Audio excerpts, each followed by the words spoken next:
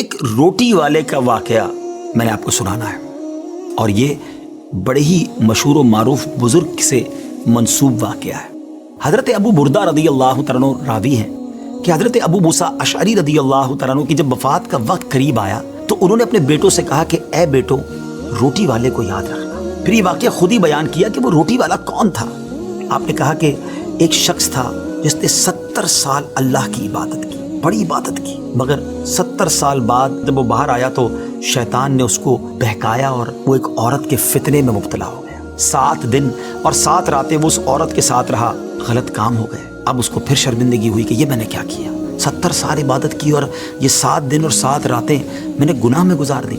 بڑا شرمندہ، بڑا نادم، قدم قدم پر سجدے کرتا جاتا، توبہ کرتا جاتا۔ اب چلتے چلتے چلتے ایک مسافر خانے میں پہنچا تو وہاں 12 مسکین لوگ پڑے ہوئے تھے، لیٹے ہوئے تھے۔ اس نے بھی جگہ بنائی اور ان کے درمیان جا کر خود بھی گر کر سو گیا۔ اب رات میں ایک شخص آیا جو ان کو کھانا دیا کرتا تھا، روٹی دیا کرتا تھا۔ ایک ایک کر کے 12 روٹیاں لے کر آیا تھا، اس کو پتا تھا یہاں 12 مسکین رہتے ہیں۔ ایک ایک کر کے سب کو روٹی دینے لگا۔ وہ شخص جو یہاں آ کر اچانک بیچ میں آ کر لیٹا تھا، اس کو بھی وہ مسکین سمجھا اور اس کو بھی روٹی دے دی۔ لیکن ظاہر ہے کہ اگر ترتیب سے روٹی دیتے دیتے آگے آئے تو آخری نمبر والے کو روٹی نہ ملی، کیونکہ یہ تو 13 ہو چکے تھے۔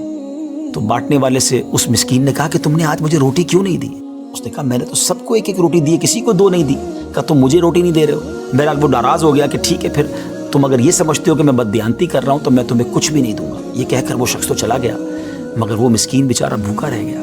اب وہ شخص جس نے ابھی توبہ کی تھی، پہلے 70 سال کی عبادت بھی کی ہوئی تھی، اس کو خیال آیا کہ میری وجہ سے اس مسکین کو روٹی نہیں ملی ہے۔ بھوک اسے بھی بڑی تھی، مگر اس نے وہ روٹی اسے دے دی۔ شدید بھوک لگی ہوئی تھی، رات بھر بھوک میں تڑپتا رہا اور اسی بھوک کے عالم میں صبح اس کا انتقال ہو گیا۔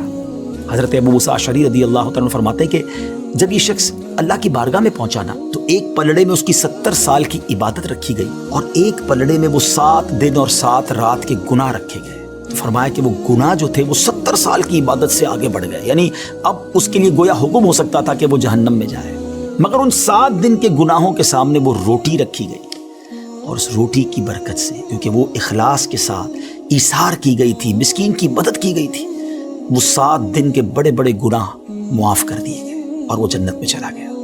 پھر آپ نے اپنے بچوں سے کہا بیٹا روٹی والے کو یاد رکھنا۔ ناظرین، یہ واقعہ واقعی دلوں کے تار چھیڑ دیتا ہے۔ 2 باتیں سیکھنی ہے کہ بعض اوقات کچھ لوگ کہتے ہیں یار میں نہیں بہک سکتا، میں تو بڑے اچھے ماحول میں ہوں۔ نہیں جناب، شیطان نے بڑوں کو بہکا دیا ہے۔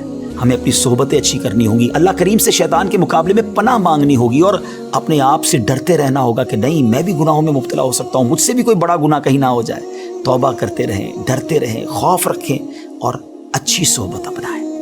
اور دوسری بات، صدقہ جو ہے نا وہ گناہوں کو مٹا دیتا ہے۔ صدقہ اللہ کی بارگاہ میں بڑا پسندیدہ ہے۔ غریبوں کی مدد کرنا یہ اللہ کو بڑا پسند ہے۔ ہمیں بھی چاہیے کہ وقتاً فوقتاً اپنے غریب پڑوسیوں، غریب رشتہ داروں، غریب مسلمانوں کی مدد کرتے رہیں۔ اور دعوت اسلامی کا شعبہ FGRF سبحان اللہ دکھیارے مسلمانوں کی شاندار انداز میں مدد کرتا ہے۔ سیلاب زدگان کی مدد کتنے بڑے پیمانے پر کی گئی، اور یہ سارا سال ہی اب کچھ نہ کچھ سلسلہ رہتا ہے۔ تو